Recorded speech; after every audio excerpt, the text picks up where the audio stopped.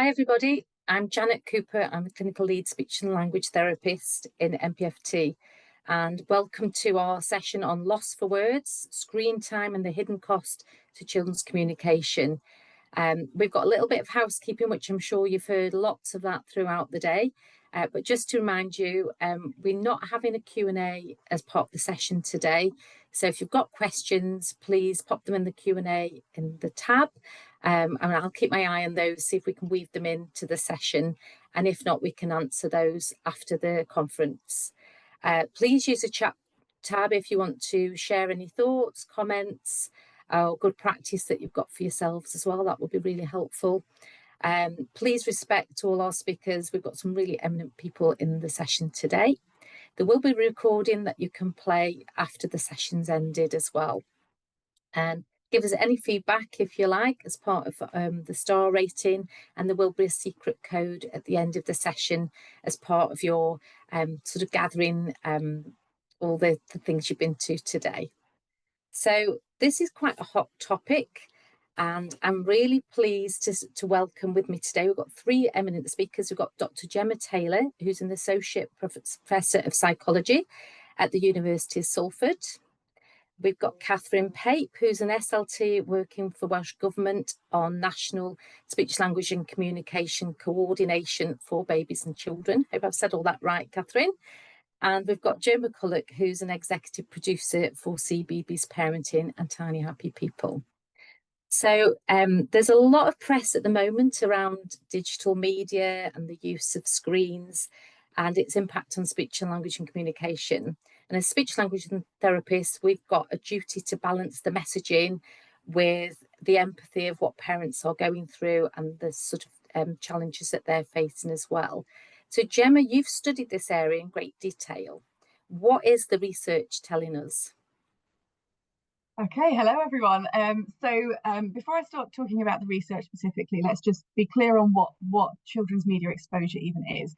Obviously, traditionally it was television and video, but now it encompasses, touchscreen devices, mobile devices, video games, and computers. So all things digital that children can be exposed to are what we're thinking about today. So when we first think about children's digital media exposure and their language development, the thing that comes up most often in the press is screen time. How long are children spending using screens? And there are two recent longitudinal studies that have looked at this. So this means that they've studied children's screen time and language development from when children were 2 years of age to when they were 4 to 5 years of age. And what these two studies have found is that there is a negative relationship between screen use and how long children were spending using screens at 2 years and their language scores at sort of 4 and 5 years of age. So this kind of matches what the media have been saying. However, children's media exposure is more than just screen time. So we also need to think about the content that children are being exposed to. So whether it's educational and age appropriate, or whether it's maybe sort of more entertainment focused or adult based. We need to think about whether children are passively consuming the media. So are they just sat watching videos? Or are they responding to instructions or questions in a touchscreen app? They're two very different forms of media use. And when we add these additional elements into our question, what's the relationship between children's media exposure and their language development, we start to see some positive associations, actually. So in one meta-analysis a couple of years ago, meta-analysis is something that combines the results of multiple published studies in a topic area. So I think this one included around 63 different studies, just so that we can draw stronger conclusions on the topic. They found there was a significant positive relationship between children's screen use and their language development, so specifically vocabulary. And this was stronger for if it was educational content that children were viewing, but also it was stronger for experimental studies, which we won't be too surprised about. Researchers will design high quality content to support language development and then test this. But what this meta-analysis is showing is that children's media use is more than just screen time, and also that it actually is possible for children to learn and benefit from watching and consuming screens, particularly for their language development. So that's what we need to keep in mind. The other thing we need to think about beyond screen time is whether children are using digital media on their own or whether they're using it with adults or other family members. So children are more likely to learn from digital content if they're using that content with other people. And this is also an opportunity then for caregivers to enrich a child's language environment if they're talking to children while they're using digital media together. What we do know from research, though, is that when caregivers do use digital media with their children, their sort of language is more focused on like the instructions in the game, or maybe just labeling what's on the screen. So that is an area actually where speech and language therapists can support parents to understand that, expanding on the content like they would in storybooks is really beneficial when it comes to digital media use as well. So that covers children's direct media use, but actually we also need to think about parent media use as well, particularly in front of their children. So, parents might have to answer phone calls or answer emails, and this is unfortunately just how life is today, right? A lot of our lives are on media, so that's something that happens. And what the research says then is that for parents of 20-month-old children, so just under 2 years, if there are more notifications that they receive per hour, so these are like when your phone dings for emails or messages and so on, the more likely that is to be linked to poorer language development in those children. But I want to caveat this. Digital distraction is one form of distraction, and there's a lovely study that compared parent-child interactions when the parent was distracted for 2 minutes filling in a survey. The survey was either on a digital device or it was a paper-based survey. And parent responsiveness to the child, so how much they were interacting with them, and that animated mood you get with children, all of those things were reduced when they were distracted, either filling in the questionnaire on the mobile device or on paper.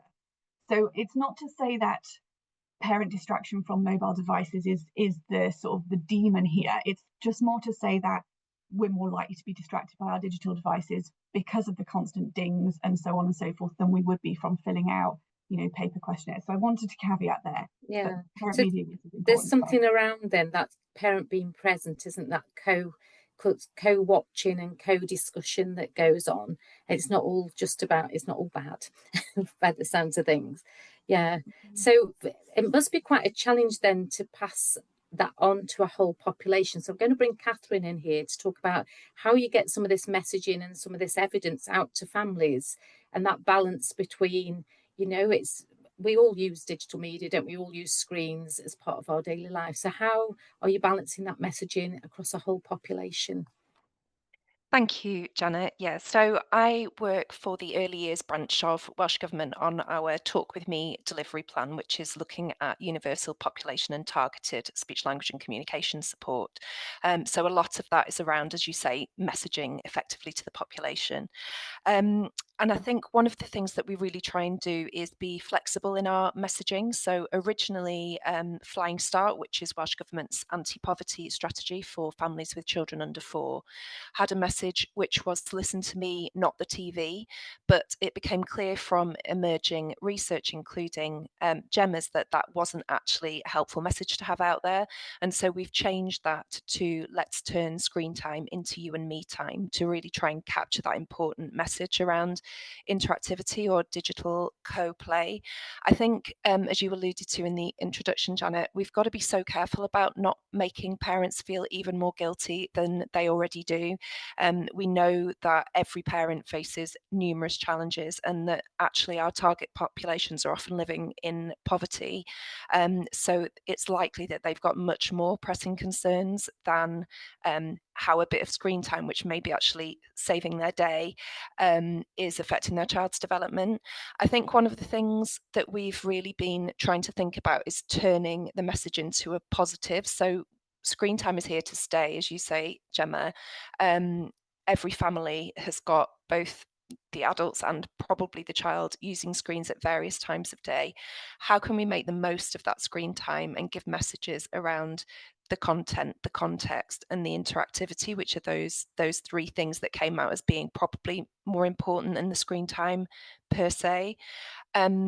Sandra Mathers, who's a researcher at Oxford University working on learning in families through technology, or the LIFT project, gave a presentation recently in Wales where she gave an analogy around junk food and the 5-a-day fruit and veg messaging.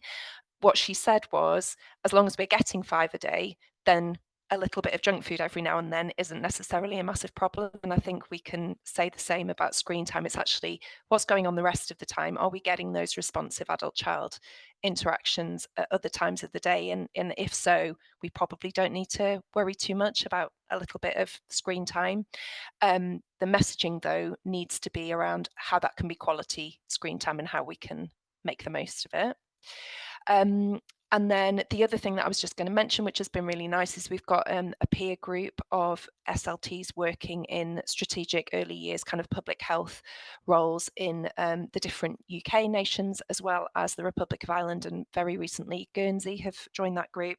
And we're really trying to work together to think about how these messages can be co-produced with families in a way that lands without increasing that guilt, and how we can effectively share them and the sort of responses we're getting.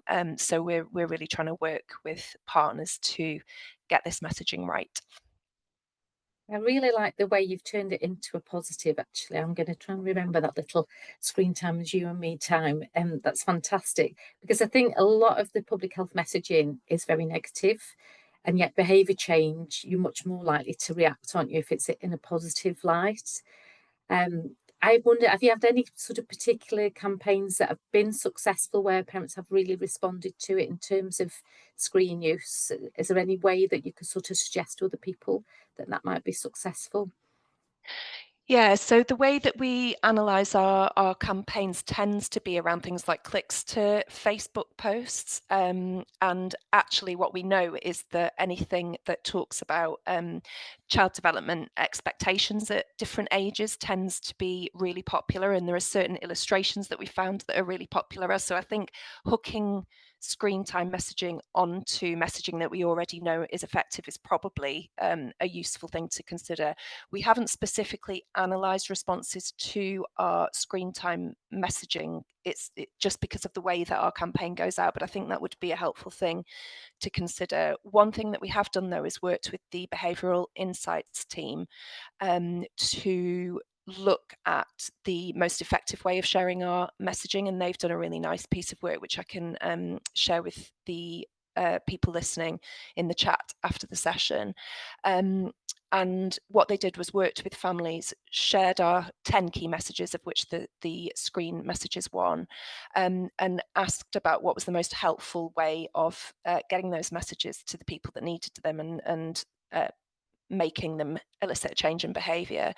And the answer to that was they wanted to know a little bit about the science, so why does this matter, but a lot about the specifics of how to do it. So I think really drilling down into exactly what they could be doing during that screen time. So I think some of the quality apps that Sandra Mathers and her team are looking at have got things like little prompts that say, try talking to your child about this picture by saying and being really specific about what they can do and say during that interaction.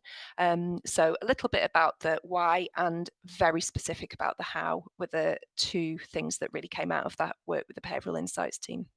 That sounds really helpful. And again, I think we can't assume that parents always know the why or the how can we? So I think, Joe, you've probably got a very similar dilemma working for a media company. So you've kind of got that sort of pull towards getting the media out there, but also giving the right messaging. And I know you've got a sort of corporate duty around that as well. So how do you balance between the two things in the world that you're in the BBC? Well, it's actually probably easier than you think it might be, actually, because both what Gemma and Catherine have said completely echoes our position as well. You know, when we started out, we did quite a lot of user testing and audience testing, and we kind of started off by being very much like, get rid of your phone, don't use your phone. It's really, and actually that went down really badly with the audience, and we realised that if you start saying that, then the shutters will come down and you lose people straight away. So actually, our kind of stance has kind of just become a bit more pragmatic. So what we do is we make sure that all of our speech, language, and communication content, we kind of do things very subtly. So we don't say don't use your phone, but we never feature phones in the interactions between parent and child. for the pure speech and language kind of content, and that's kind of worked really well. So we're not kind of, it's really important because we come from a complete place of positivity. So what we're saying to parents is kind of watch our videos and learn the techniques, but then take them offline and then do them with your child, which is one message. And then the other message that we've got is, again, it's been brought up already by Gemma and Catherine about what's on screen that's really important. And you know, so that is something that we kind of say, like everyone's talked about already, that screens are here to stay, and they're an important part of life. But actually, there are opportunities, as Gemma said, to kind of turn experiences into positive experiences. So, you know, our latest content, which is kind of aligned a bit more closely with CBeebies, does things like takes kind of programs that might be kind of helpful in child development, like Yakadi, and will kind of say to a parent, this is how you can use this program as an experience with your child. You know, you can discuss X, Y, and Z. You know, you talked about kind of expanding, or the different techniques, contingent talk, whatever it might be. So it's about kind of using that as kind of as bonding time, but you know, but we do say kind of don't fight against what you're watching. So kind of watch a bit of it, pause it, and then speak and interact with your child, because I think it's really important that your child knows that they've got your undivided attention. So that's kind of, hopefully that's answered your question, and kind of that's what our position is. Yeah, and I think, I mean, in my practice, I see lots of parents where children have watched a program, they love certain characters on CBeebies, and then they use that in their play. They might purchase the characters to go alongside. So there is an opportunity to build on that quite well, isn't there? Again, as speech and language therapists, we've got to kind of follow the child's interests, which Yeah. are often things they've seen on TV, and build that into any sort of language or speech work that we're doing with the children as well. Yeah. So yeah. So, and I'm just thinking around sort of, there are some schools of thought that say that some children actually are, particularly children on the autistic spectrum, can be quite contained by watching TV, particularly, or using screens. So, have any of you got any thoughts around that? Is that something that CBeebies kind of particularly focus on, or is that, you know, have you got any words of wisdom around that? Well, I mean, obviously, I'm not clinical, so I'm not going to No. kind of go too far down that. But from our point of view, you know, we do have, it's really, we on CBeebies, we do represent kind of children who have got differences, and that's really important. So we kind of celebrate that. But we do, you know, in all of our guidance with CBeebies parenting, and before that, Tiny Happy People, all our resources, we do say about kind of, you know, how confusing it can be, especially for children with SEND, that, you know, that if there's too much other stimulus going on, then that can be kind of distracting. But really, again, it's that message of just be the one-to-one. So kind of try not to do too many things at once. If a child is watching something, let them enjoy it, but don't obviously leave them there for too long. But then, you know, try not to let that be a replacement for that one-to-one time. Gemma, is there anything in your research that kind of indicates there are specific groups of children who may benefit more than others, or that could use this as something, you know, either for containment or particularly for language development? Or have we not sort of unearthed that research yet? So I've not really delved into the ASD research very much, I'm afraid. However, I have just done a piece of work with FASD, so fetal alcohol spectrum disorder. And what the parents report there is a lot of them do report that it's really beneficial for reducing stimulation at the end of the day to just let their child use digital media. But what also came out from that research was that then that also posed other challenges, you know, in terms of getting them off the digital media at the other end and stuff like that. So I think what I took from that would be applicable here is that every child is really unique. And actually, you know, when it comes to ASD and FASD and things like that, understanding what works for your child and how to manage those transitions, because for all children, transitioning off digital media is incredibly difficult. And to be honest, it probably is for adults as well. Yeah, I think a more sort of, you know, tailored perspective around what's unique about different children, it would be more appropriate here. But I'm less familiar with the ASD literature though. And I was interested, you sort of brought up about the parental screen use, because we're often focusing on how much children are on the screens. But so you seem to suggest that actually parents being interrupted or spending less time doing the parent-child interaction is likely to have maybe more impact. Is that kind of, did I read that right, or as much impact? So there's this thing, I don't know if you've heard of it. So there's this thing called sort of technoference. So this is the idea that our daily interactions are interrupted by digital media. So we've all probably been there when we've been speaking to a friend and the friend's just like whipped out their phone and, you know, started doing something. And it's really, you know, it's a bit disarming, really. It changes the interaction, and that applies whether it's a parent using a device disrupting their child's, but also children as well. I mean, if we've got children, everyone will know that if you try and speak to a child who's watching television, sometimes it's tunnel vision, isn't it? And so both forms of media use can really disrupt the parent-child interaction, and it's important to sort of acknowledge that as well. And that's really a helpful reminder, actually, as well. And would that feature, Catherine, in some of your messaging as well? Would you kind of focus on the parent behaviour as much as the child behaviour, or is that something you've considered? Yeah, absolutely. I mean, all our messaging is focused on parents and caregivers. And actually, one of the things that came out of, I think, Gemma, it was either your work or Sandra's, I can't remember which now, but which I hadn't picked up before, was that grandparents were actually more likely than parents to be interacting with the children whilst they were on a screen. And I'm sure we can hypothesize lots of reasons why that might be, in terms of perhaps grandparents having less that they're trying to do at the same time whilst they're looking after the grandchildren, all sorts of different reasons for that. But that sort of thing gives us really nice, simple potential for messaging. We haven't actually done anything with that yet, but we are planning to do that, certainly, just to give some messaging supporting that kind of information that we've got from the research. I think one of the things that's important to note is some of the limitations of the research in terms of the populations that they capture. So we've been looking at Toddlers Tech and Talk, as well as the research from Lift. And the researchers in both of those teams acknowledge that there's an overrepresentation of more privileged families in the research, which does present us with a bit of a challenge in terms of applicability to the populations that we're actually really wanting to reach. So I think, again, it's just being really careful about trying to get that balance right, and acknowledging that every child, every parent is going to have a different experience, and what we're trying to do is get information out there which is generally applicable, but with the message that obviously this is going to be having to be tailored individually to your family's unique circumstances. So yeah, quite a lot to do there, I think. And one thought, and one of the questions actually that's been posed, is about, is there a greater impact on particular age ranges of children? But what you're suggesting is it's all very individual. Are you aware of, you know, is there more impact in the early years when the brain's still doing that major development? Or do we know, Gemma, if there's any kind of research around impact at different ages and stages?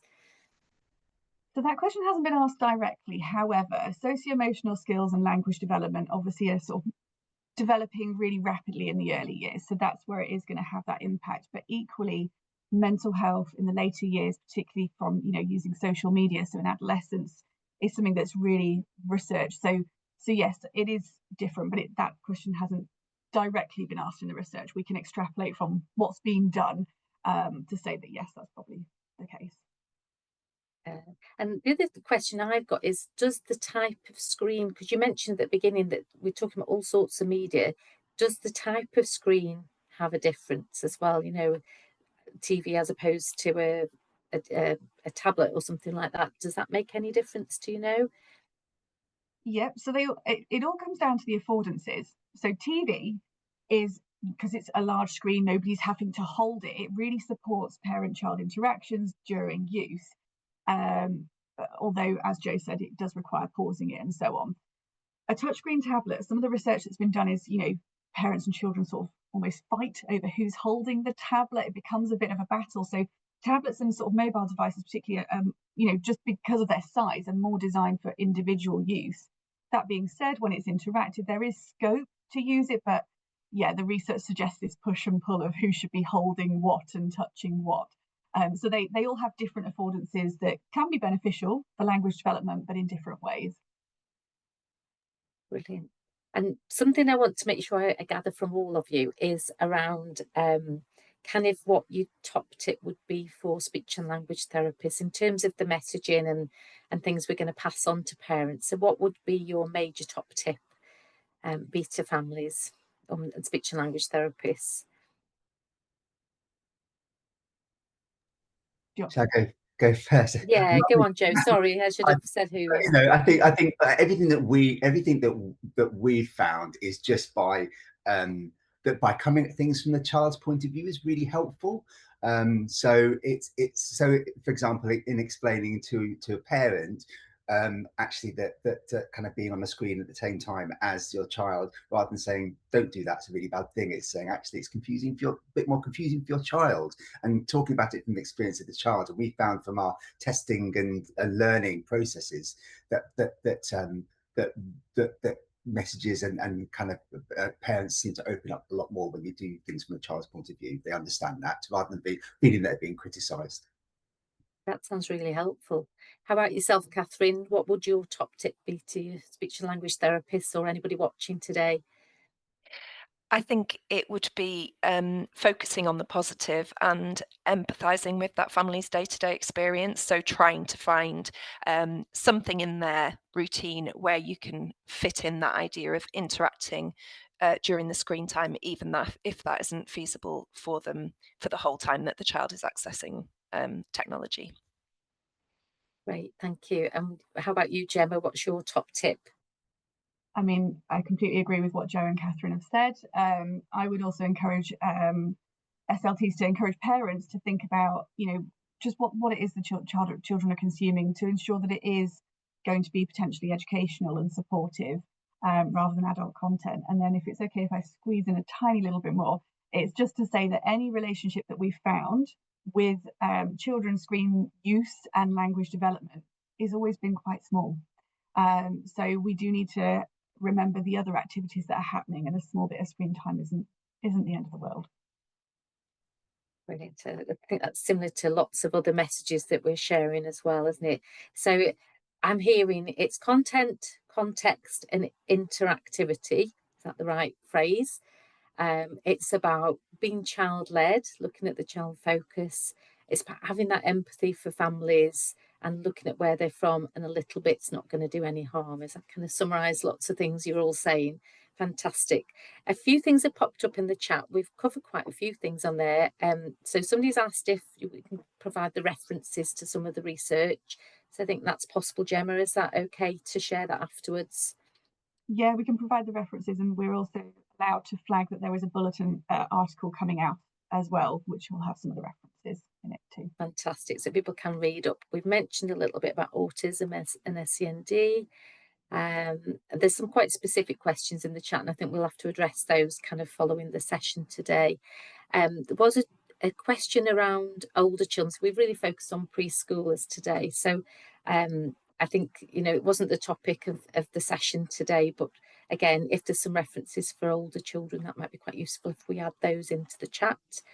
And a specific question about, are there any free resources CBeebies can provide for speech therapists that would link images and characters from CBeebies that could be used in therapy? So I don't know if that's something on offer, Joe.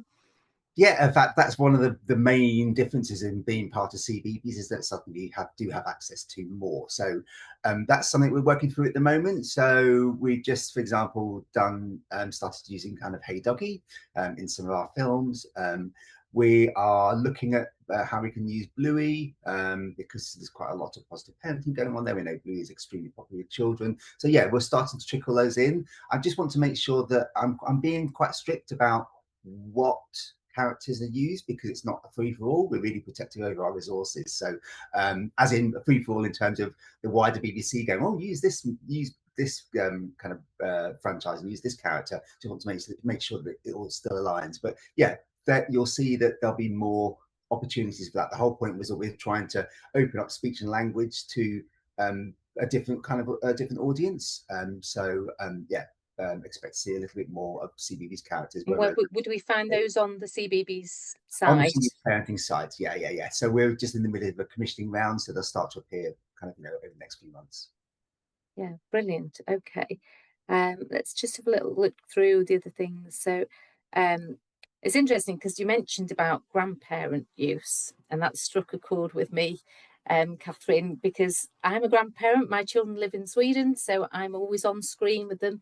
And again, it's been a great opportunity to read stories online and to talk about our day and bring in lots of language. So I wonder if that's part of the kind of where grandparents are getting involved more, where they might be a little bit more remote. So and I'm aware that lots of therapists are starting to use tablets and things as part of therapy to engage some of the children as well. So I think we were all sounding fairly positive. What are the absolute negatives then? So what do we know about kind of the definitely don't do's? We've done some kind of positive messaging, but are there some things that we definitely as a profession need to be passing on to parents? So I don't know, Catherine, have you got any sort of definite no-goes or don't do's?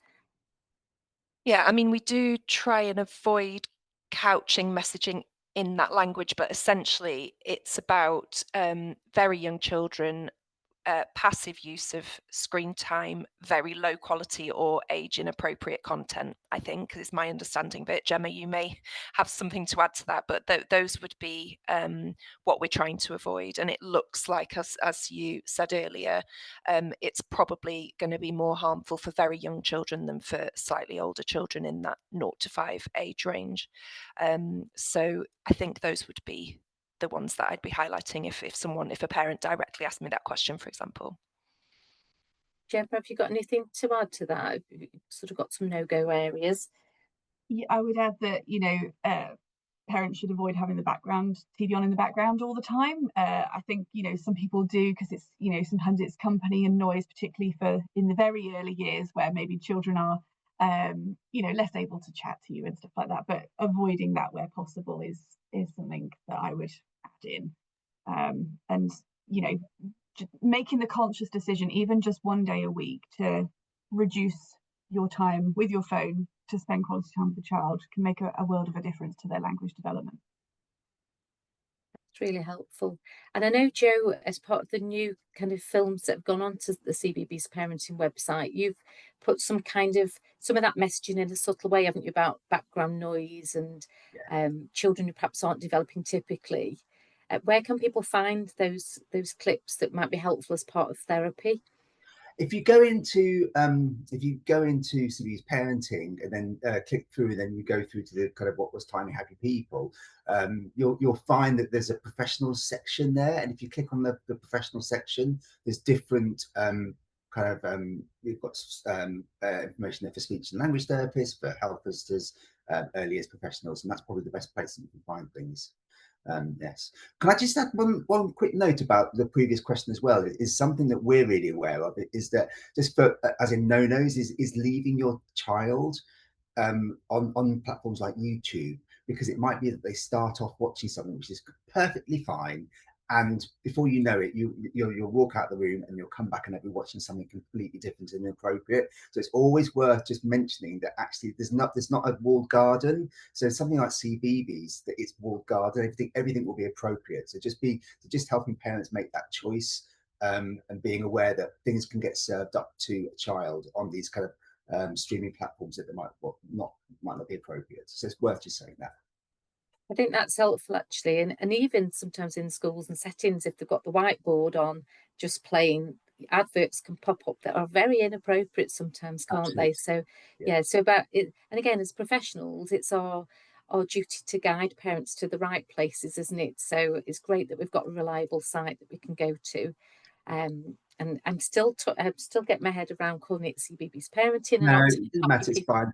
So I'm sure most people on the call will be struggling too. Fine. It's all pretty interchangeable, and the Tiny Happy People resources are still there, and they're still all labeled as Tiny Happy People. It was just about kind of showing parents that we've got a wider ecosystem. So quite often when we were Tiny Happy People, we were kind of naturally you kind of veer out beyond speech and language, and it felt like we were having mission creep. Whereas now we've got CBeebies parenting, we can focus on other things like finances and mental health, and just to offer a bit more to parents, a bit more rounded parenting offering. So that's the idea behind that. And actually, I think that's quite useful when the message isn't just coming from us. So just today, I've seen some work that a physiotherapist's done, and she's put around digital use and screen time, you know, because obviously it links with inactivity and things like that. So I think that, again, as a profession, it's quite useful to join up some of our messaging, so parents are hearing the same thing from lots of different people. So again, anybody on the call who's kind of thinking they're in a silo, you know, go and work with your other colleagues. These messages kind of cut across all those things. And I don't know if that's something, Catherine, you've done as part of your kind of campaigning across a whole area. Have you linked different professions to create some of your messaging? Yeah, so we've got an early years AHP public health network in Wales, so all sorts of different allied health professionals involved in that. We haven't actually created any content yet, but we have started to have discussions around ensuring that that messaging aligns, because obviously what we don't want to do is say screen time for 3-year-olds is really positive if you do this, this, and this, whilst also knowing that colleagues are saying, actually, there's an impact on the amount they're moving, their likelihood of going off to sleep, their well-being. So we need to be quite careful that that messaging is all tying up and that we're not contradicting each other. So yeah, yet to actually have any resources, but we are hoping that we're going to do some work with Public Health Wales over the next probably 6 months to a year or so to really try and tighten that up, because it is quite complicated and difficult to get right, but we're very keen to do so. And is there somewhere people can see your work? Have you got a website or anything where people can actually go and see what you've done? Yes, so if you search Talk With Me, you'll be able to see the parent-facing page, and there's also a practitioner page. If you scroll down on there, I'll add those links into the chat after the session finishes so that everybody can see them.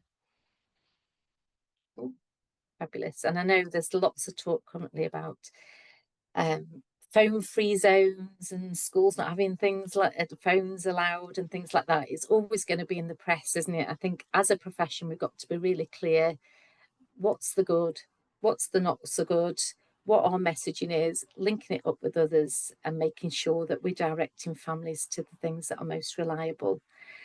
I'm just going to check, we've just got about 2 minutes left, so just see if there's anything else people wanted to know, or is there anything else any of you feel like you wish you'd shared and haven't added? Oh, Gemma's nodding, so let's just bob back to Gemma.